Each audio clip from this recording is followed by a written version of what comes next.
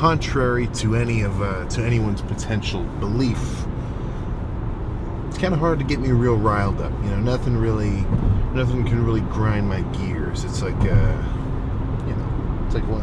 How can you even get twisted around? Especially if you're looking at something on your phone. I mean, it's just nuts. But one thing that'll get me a little annoyed is when I see these guys. I don't want to say, maybe whining is a little bit, that's just me like over emphasizing, but I mean just like complaining, right? I mean, let's say somebody's got a weak spot. Let's say somebody's got, maybe their triceps are lagging, maybe their lats are lagging. Now, the guy with the dog in him is going to say, shit, man, I'm going to pound my freaking lats this next bulking phase. Or if your main gain is like, all right, I better start maybe prioritizing my back days. You look at it as like an opportunity for you to improve your training, or just improve your locked-inness to get the results that you want, right? Whereas the complainer, or I guess we could say, in contrary to the guy with the dog in him, the whiner, I just my lat insertions, they're just too low. My lats and my bicep insertions, they're too close, and it's like I'm not saying you're wrong to feel like that at some point in time, right? We've all been there. I remember being a little bit I didn't get too upset, but my right bicep was bigger than the left for a while. Even now, I think my left side lat wise needs a little more emphasis. That's why in all the sets I do that are like unilateral, like I just do one side at once, I always take the left side first as hard as I can go, and then I might ease up on the right side just a little to give it a little bit of extra attention, right? But that's what somebody who's got what I would describe as a good lifting mentality would see that as, right? It's a challenge for him to overcome, because he wants the end results that come from working on it. Now, what I don't really understand, even the guys where they're not even complaining about something like that, like that's low, like that's like a misdemeanor on the scale, at least of my kind of personal scale, what I consider that would be. And then it's the guys that, I've seen a guy like this at the worst extreme. Every day that I saw him training, every lift, no matter what he was doing, oh, hey man, how's it going? What are you hitting? He's like, oh, it sucks. Yeah, I got legs. Fucking bullshit, man. It's like I got so many accessories. Oh, I don't want to be here. Like that was one of his quotes. Like if he was like a game character, that would be one of his catchphrases. I don't want to be here. I can't even wrap my head around it, because it's obviously that's not the case. Because if he really didn't want to be there, like truly, he wouldn't be there. So obviously, this guy, actually wants to make progress, a little more powerlifter-ish than bodybuilding, but still, you're still in the same gym, same weights, still got to go hard. But having that, oh man, I mean, you're just highlighting some, negative component which you perceive as kind of difficult, and just like magnifying it out of the water by talking to yourself like that. As far as I'm concerned, you don't want to be caught complaining to anyone else, and then on a second layer to that, you don't want to be caught complaining to yourself, because your self-talk is pretty strong, right? I mean, there's a reason why if somebody's about to let's say somebody's about to base jump, or somebody's about to fight somebody or whatever, that last second they get themselves hyped up. They're like, yeah, come on, let's get after it. Yeah, come on, I got this. Come on. Like that immediate statement to yourself is like, oh yeah, shit, you're almost kind of convincing yourself that you're maybe capable of something, even if you're not. We've all seen PRs failed, but it doesn't matter, right? So, imagine I came into a leg day tomorrow, or I came in for a back day tomorrow. Oh, dude, like I don't even know what I would complain about, because I like it, but like imagine just being like that. It sucks, and I hate to be around it. I don't want to see that, or I don't want to hear that, I guess, for myself, because I'm like, what am I supposed to say to that? If somebody just tells me, yeah, dude, I freaking hate it. I don't even want to be here. Oh, I'm so tired. What am I supposed to say? All right, well, there is no response. You know, unless you want to be, unless you're a little people pleasery, and then you're like, yeah, you know, I feel you, bro. It is hard. I don't know if I really like it either. And then you start to kind of conform to what they're saying. Oh, awful, absolutely freaking awful. But my main shtick there, I just kind of said it a second ago, right? You're ideally, don't let yourself complain to anybody else. And if you can work on it a little more and kind of control your self-talk, right? Don't complain to yourself. Because in doing so, you're essentially giving validity to the idea that what you're doing is hard and uncomfortable. And then you're going to start to treat it like something that's hard and uncomfortable. You know? I think I'm, at least with the regular weights, like, apart from maybe if I was sick or something, and then it might just be rest day time.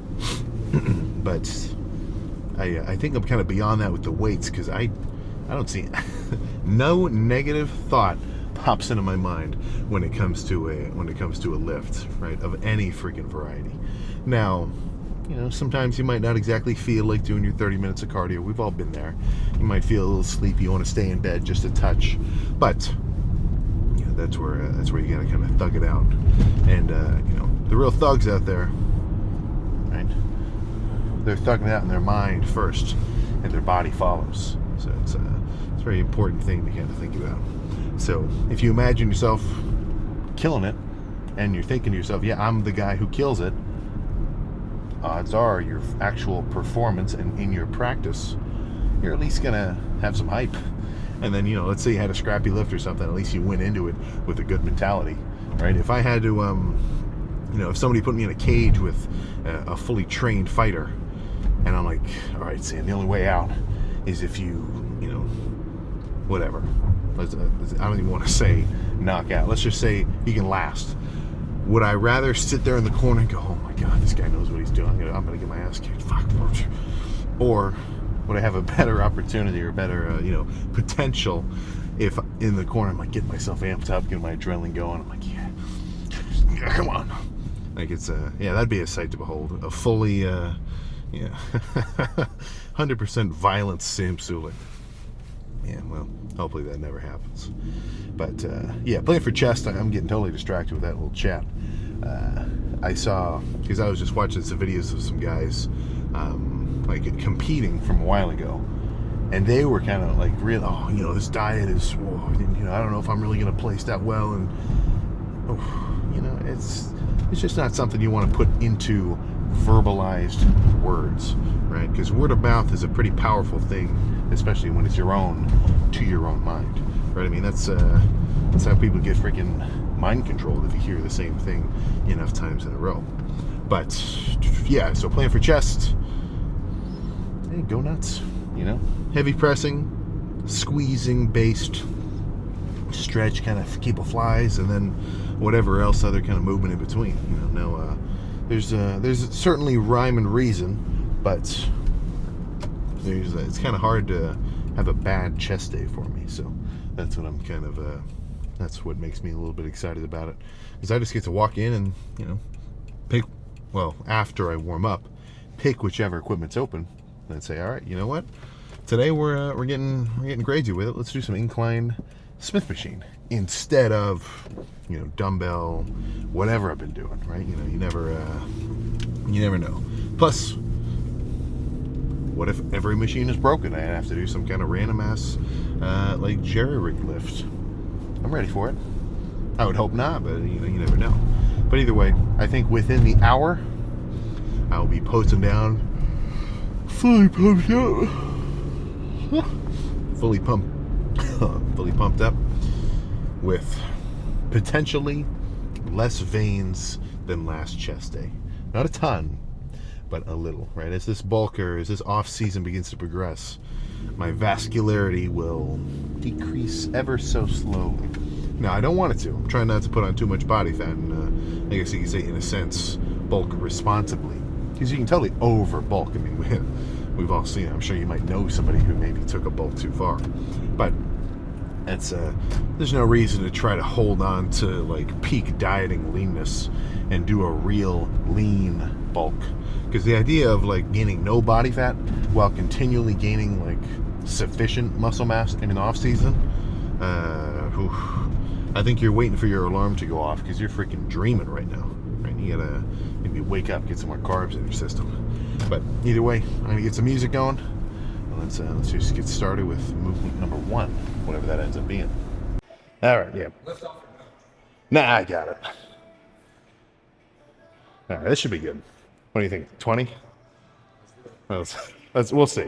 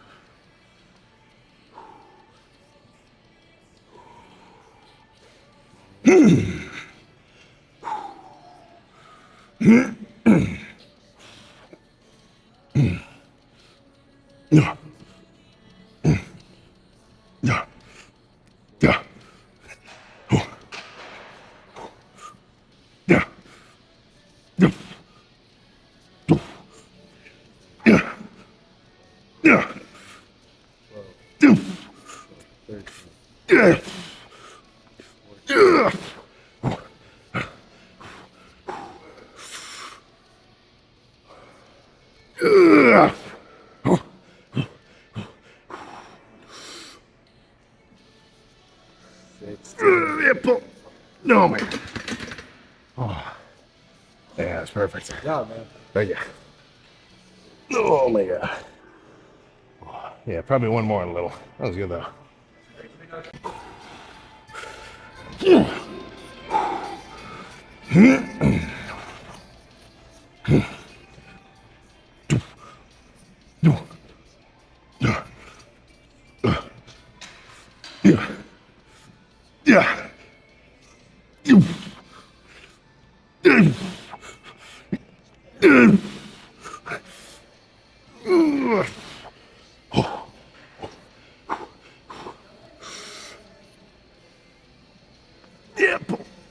No. Oh, thank you. Good work, man. Good work. That's probably enough of that. Let's move on. Super heavy incline, and honestly, I would even categorize that as super heavy. That first set was like 16 reps, almost 15 and a half. But I don't think that's pushing the envelope too hard at all. I mean, I'll get to a point where maybe I might get down to like 10 or 8 or so. But as an opener like that, I think that's just a heavy set, but not going down the territory of danger. But next, in complete contrast to incline pressing, now I'm talking kind of decline flies or so. And these let's describe the form as a little meatheadish. I'm gonna squeeze, but it's not gonna be super slow and controlled. No.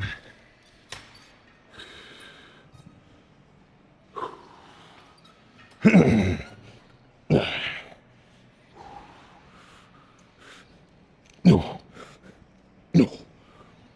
No. No. No. No. No.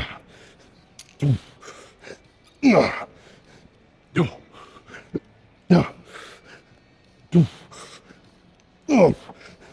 No. No. Oh my god. Holy crap. Oh, it's lighten the weight. The next set will be almost the same, but slow squeezing.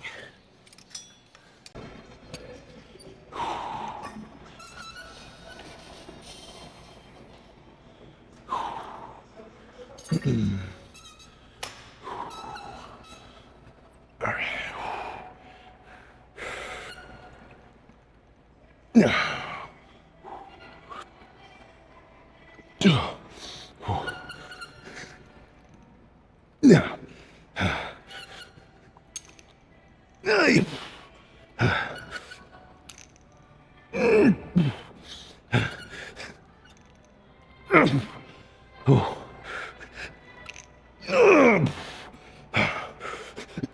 Oh yeah.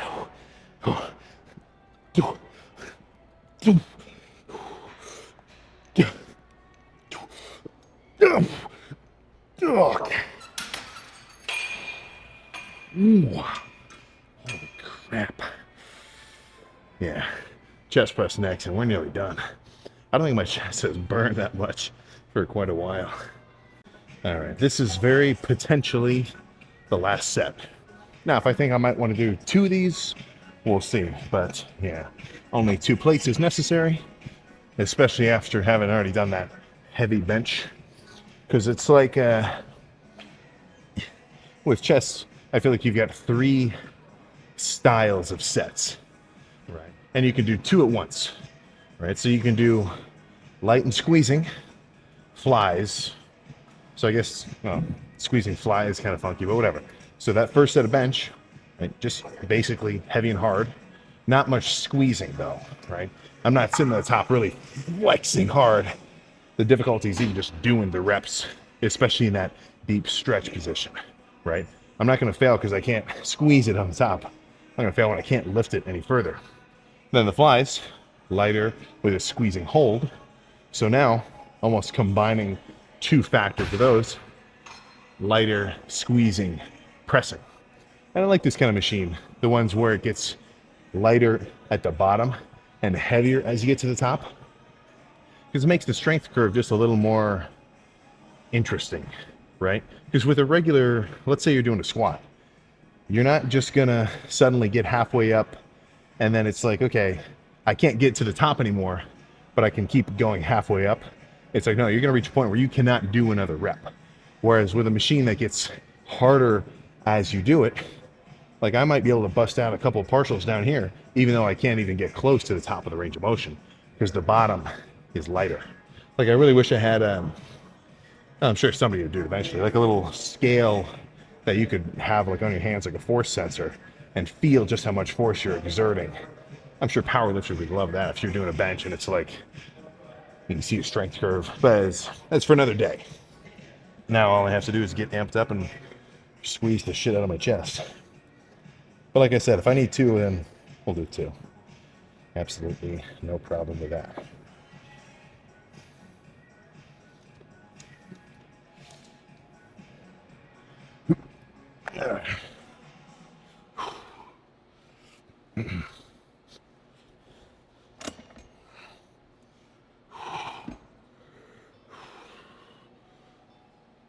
Yeah, there we go.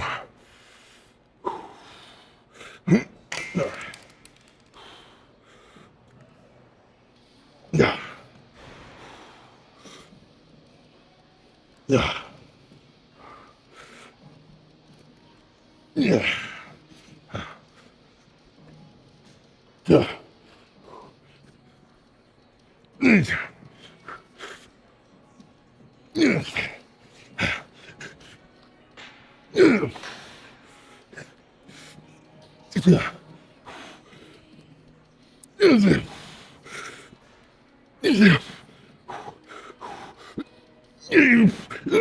Okay. No. Ooh, yeah. I was about to say that was too light, but actually I think that was perfect. Oh, man. Quick little 5-set chest day. Let's pose down, man. And let's talk about the volume, too. All right. Let's get the pose down first, because as soon as you finish your last set, your pump is now fleeting. So let's not talk before we start actually seeing how we're looking. But I do have a pretty good idea of a little chat that we should have. That's a little unfair because obviously I'm the only one doing the talking, but I think it's a reasonably objective take. And I can say that it's a pretty damn reasonable objective take to say that I am pumped to shit.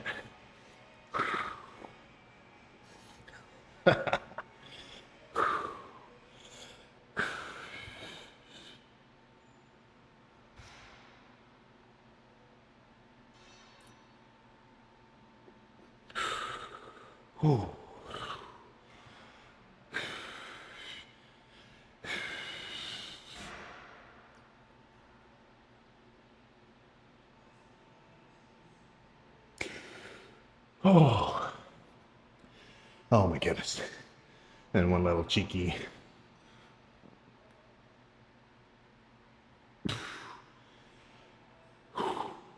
So this was like 30 seconds after the last set. Don't be too thrown off by the huffing. But let's just put this out there, right? Because I'm sure there's going to be a very, well, at least a couple comments.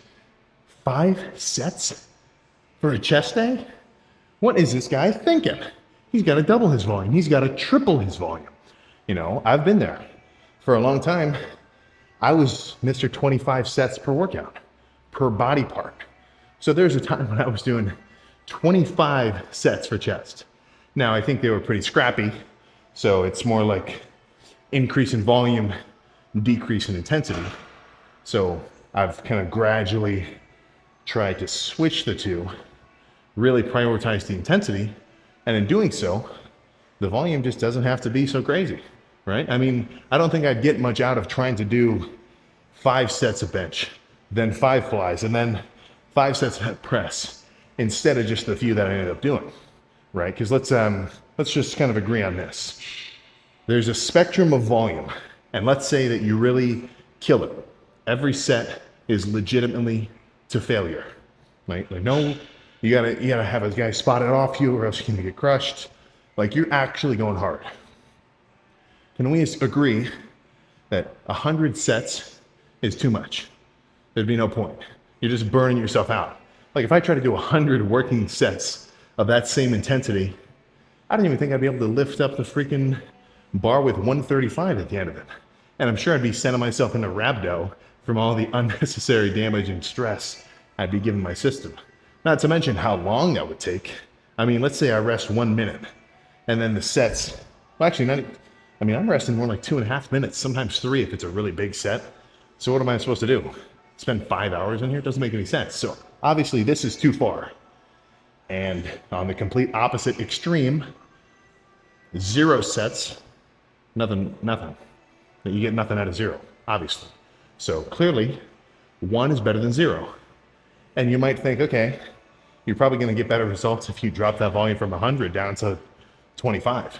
The guy doing 25 will have a much better situation gains-wise than the guy doing 100 per day, if that's even possibly manageable in the long term. So, okay, we're narrowing it down. Now, 1 to 25, can we all agree that's better than 0 to 100? Like, we're getting closer to that real volume range. Now, unless you're Mike Mentzer, you might say, shit, man, 1 set, you're good. But I think that's not a situation that applies to everybody else. So I would probably argue, and I think you guys would agree, 3 hard sets is probably going to give you better stimulus than 1. And I'd say 25 for 1 workout, a bit too much. Bring that down to more like, let's say even just 15. So now we're at 2 to 15. Right? Do we think, or 3 to 15? So as we narrow that down, can we probably agree that at least somewhere around that volume range on a lift by lift basis and a lifter by lifter basis is the sweet spot, assuming every set is legitimately to failure, right? So if we're operating under that assumption, and then you can do so many sets, and eventually you're going to reach that sweet spot where you've given yourself the most possible stimulus and you're in your best sort of ratio of stimulus to recovery, so you can keep coming back and hitting it on repeat week after week, month after month, year to year to year to year, and actually continue to make progress, right? So I think that sweet spot will change depending on, all sorts of factors. Maybe you're just recovery, maybe how amped up you are. Like, I was getting pretty damn excited about those sets of 315 to the point where I feel like if I didn't get so amped up, I might have only got like 12 reps on that first set instead of the 16. And then my overall damage wouldn't be as kind of, let's just say severe, but severe in a good way, of course. And maybe I would have ended up doing 8 sets today because the sets would be a little less intense, right? So I'm sure there's kind of equation of like, intensity times volume minus or plus training experience, something along those lines. And that's going to equal a good lift. And usually because I'm not thinking about it like that. Like, I'm not thinking, okay, that was 1 really hard set. I think I should only do 4 more. Like, no, man. If I felt like I could really get more out of my chest with another 5 sets, then that's what I would do, right? But since at the end of that last one, plus after the 2 really heavy sets of presses and then the flies, and just like the kind of sensation of the burning I was feeling, that was about right to call it. what I would aim for, or at least my best approximation of my own peak stimulus slash fatigue and peak pump. Now, peak pump is pretty easy to judge. You know when you've been pumped beyond what you're used to, and you're like, holy shit. Like, you just feel swollen, right? Like, if you gave the non-lifter a crazy chest pump, he'd think he has like a freaking medical issues. Like, my chest is so swollen. What the? He wouldn't know what the hell's going on, right? So that's what I'm trying to get to. Like, I want to really condense my sets intensity as tight as I can get it, and make sure that all the sets that I do, or at least most of the heavier ones, and like the real working sets, are ones that I kill it. Now, sometimes if I've done like, let's say maybe I did a really press-focused chest day, incline bench, incline dumbbell, maybe a few sets of machine press, and it's like my chest is cooked, but maybe it's not fully pumped, then that's where I might do more of a pump-focused set of like, cable flies, where I don't need to take it to complete muscular failure or I can't even move, because that's not really my goal, right? The damage has kind of already been done. I'm just trying to get some extra blood into my chest. So this is one thing that it makes it hard to talk about, right? Because we're in the clip apocalypse, right? Everybody's getting clipped in like one little short burst statements. But with the working out, it's so nuanced, right? I mean, there's guys making insane gains, doing incredibly different styles than the next guy. And that doesn't mean that they're both wrong. Just because somebody likes apples and somebody likes oranges doesn't mean they have to fight to the death, right? There is room for preference and style, but across the board, I'd say your intensity is kind of a balancing factor, right? So if I stopped doing the, training specific styles too, but across the board, the guys who go the hardest usually get the best results. 99.7% of the time. But we're done. Let's get out of here. Yeah. Chest and tries. Those are my highest bounty targets. Because honestly, with a back pump, sometimes it actually kind of overwhelms the rest of me, and it doesn't really add to sort of the look in a way. Like even when I was dieting down, honestly, I mean, with the fact that when you get a body part pumped up, it gets a little more puffy. You can't really see the detail as much. Like I almost like the look of my back unpumped compared to fully pumped. I can see much more detail, much more grain. But with chest, yeah, me with a chest pump, that's how I want to look without a chest pump, right? You know what I'm saying? I'm trying to chase that sort of inflated look, because having a pretty beefy chest, it definitely changes your build in a way. So that's just one more reason for me to go extra ham every push day. And maybe so I also want to kind of try to change up my tactics with chest too, because today was a little bit heavier. So maybe I've kind of been going back and forth with a lot of these lifts. I've kind of been doing like a heavy day and then a lighter squeezing day. Like I'm doing the same thing with quads. Like this last quad day was a heavy quad day, heavy leg press. Just heavy leg press, but like enough that I really still kind of feel it. So I think it's kind of, or at least I think it's in my best interest to change up that training stimulus, right? Have a heavy day where I'm really biasing mechanical tension, just physically moving more weight around and doing more work. I mean, like legitimate work, force time distance. We're going back to physics 101 there. And then combining that with lighter squeezing days, kind of back and forth, right? Yin and yang. And I think that's probably a better approach. Well, I can say it's probably definitely a better approach than just trying to kill it weight-wise every single freaking lift. Because then the likelihood you're going to start maybe wearing down something, or like if I had even on the last leg day yesterday, I could tell I kind of like pulled my hamstring a little, like nothing bad, like I didn't feel it at all today, but I could tell it was a little tight after those sets of heavy leg press, because I think I overdid it a little. I should have eased into it a little bit more. So that's a shame on me moment. But knowing that next leg day, I'm going to be a little easier on the quads, more leg extensions, maybe some, well, I don't know, there aren't really many squeezing movements for legs that aren't leg extensions. So, a good chunk of leg extensions and then maybe some sissy squats or something or other to kind of counteract to get a little bit of light pressing involved. But in going back and forth like that, I think that's also a better, or at least a different way to, hit all these different muscles.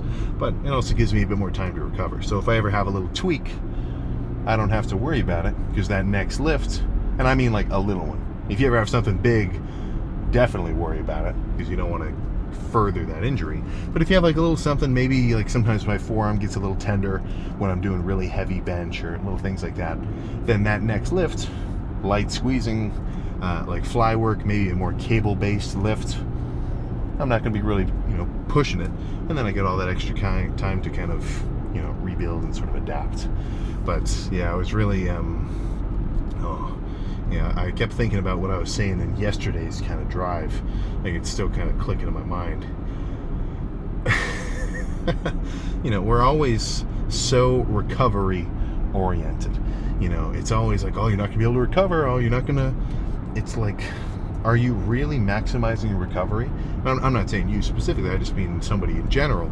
It's like, yeah, if I tried to do an insane lift and then have a scrappy diet in terms of like not eating even enough calories to sustain that effort, bad sleep, overall just staying in a dehydrated state, and just whatever else, I mean, it's just, that's not conducive with growth. It just sucks. So whenever I hear overtraining, that's just a more excuse focused word to say under recovering. Right? Now, I'm not saying that you can't come to the gym, do an insane leg day, and then feel like you got hit by a bus the next day, especially as a beginner. Right? I'm not saying that at all. But your body is going to adapt to whatever sort of situation and kind of surroundings you put it in. So if you keep coming back to the gym, even when you're a little tender, even when you're still a little tired, like let's say your legs are destroyed, but your arms are still fresh. You come in to do arms, even with some kind of thrashed legs, dude, I think you're still good. You will begin to adapt and get to the point where, that soreness isn't so debilitating. But, that's kind of uncomfortable, right? I mean, that's anybody that's into the ice baths, it's like, you just got to stay in it for like that, first minute, get over that first little shock, and then it gets a little easier. It's it's kind of a hard sell. Keep doing it while it's the most uncomfortable, and then it gets easier after. Right? That doesn't make any sense. That's like telling somebody, yeah, just, step on these hot coals. If you stand on it for a few minutes, it'll actually start to cool off. Right? In your mind, it doesn't make any sense. It's going to suddenly get easier. It just feels like it's going to keep getting harder and harder and harder, And if you get yourself into that rabbit hole of like, oh man, if it's this hard now, just imagine how hard it's going to be to keep this up. Oh, it's, like, don't forget, you're going to adapt. Right? You're going to get used to it, and you're going to be able to push it further every time you come back, right? I mean, don't forget, especially for the beginner, the first time you go to the gym ever, the percentage gain of gym experience that you now have compared to before, it's literally incalculable, because you're going from 0 to 1 day. You can't multiply 0 by anything to get 1. It just doesn't happen, So then it's like, holy shit, you have a whole new world of experience from having gone that first time. And then the second time, boom, you just doubled your training experience. The third time, well, now you just, 150% of it. And then it gets, diminishes over time. But you will start making pretty big bounds. And then before you know it, you're going to be the guy bringing dudes into the gym, because you're like, oh, come on, man, I'll walk you through something. I mean, I've written out workouts, like kind of nothing too fancy, like not like full on, what's the word I'm thinking here? Like not full on programs, but just like basic, like 8 set lifts, like an 8 set back day, an 8 set chest day, 8 set arm day, 8 set leg day, like things like that with exercise styles, and like, walk these guys kind of through it and things. Like, dude, there's not a lot to it. I mean, there's enough mumbo jumbo coaches out there to to kind of prove that there's not that much to it. And once you kind of throw yourself into that world, you'll start to get it. You know, I mean, we're so, I really don't like how detail oriented we are. It's like, oh, you got to do this style. This is the best. And all just gimmicky. Don't freak, right? People have been working out for, oh shit, I mean, we've been working out for how many freaking thousands of years? I mean, how far back was the original Olympics? Was that more than, when was that? It had to be, I don't know how many years. Like, not a history major, of course. But yeah, we've been working out for a long time. And in a bodybuilding context, same thing. So, most of, and this is, it's kind of it's a little bit of a biased kind of statement to listen to the bigger guys, right? Because obviously, pure size doesn't mean you know exactly what you're doing, right? I mean, somebody could just be a damn genetic freak, never worked out at all, and they're bigger than somebody who's been working out for 3 years, right? Of course, I'm not trying to deny the fact that there's guys like that, or dudes where they just do whatever, it just happens to work. But I do think there's a reasonable correlation of results with at least some form of knowledge. No, I'm not saying they're a full-on exercise scientist, but clearly they've been, somebody's been working out for 10 years and they've got the results to show for it. Odds are they've got at least a reasonable amount of intel, so don't just kind of write that off. So, if I walk into a gym and I might want to hear from somebody about some kind of something or other, shit, man, I might be a little biased here, but I'm probably gonna find the biggest dude and maybe ask him. But if I saw somebody doing something I might have never seen before and it gets me kind of curious, shit, man, I don't care if the guy's 130 pounds. I might ask him how he's doing that rope extension because it looks like it has a cool squeeze, and like little things like that, right? So that's I guess that's a little bit of an equalizer. Anybody can have any amount of actual knowledge, but I usually think the guys who've been lifting for a long time, they sometimes have some niche knowledge, right? It's like asking that NPC in the tavern for like a little bit of like the inside scoop, the stuff that not everybody else is kind of talking about.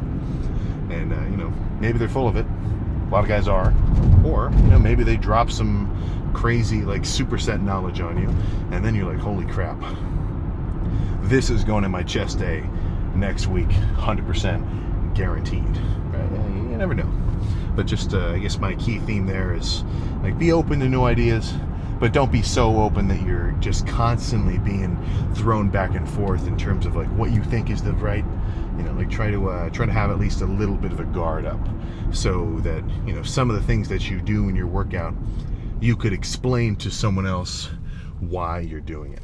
Like I would say, all right, I'm going to start with heavy incline Smith because I'm going to warm up, get myself ready for it. I don't want to just like pull something right in the beginning of the lift, of course.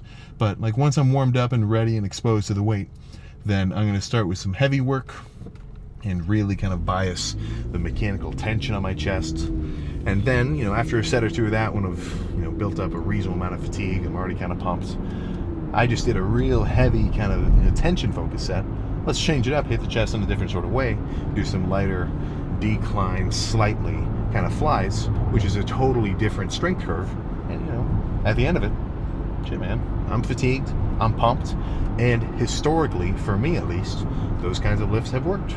So, from my understanding, if I keep doing it like that with reasonable variations and change it up over time and, increase my sort of weights accordingly with as my strength increases or as my endurance increases and things like that, then I should continue to expect some results.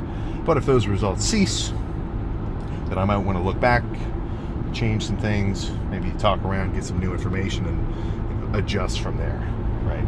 But if you can't really explain why you're doing something, you're kind of missing out a little bit, right?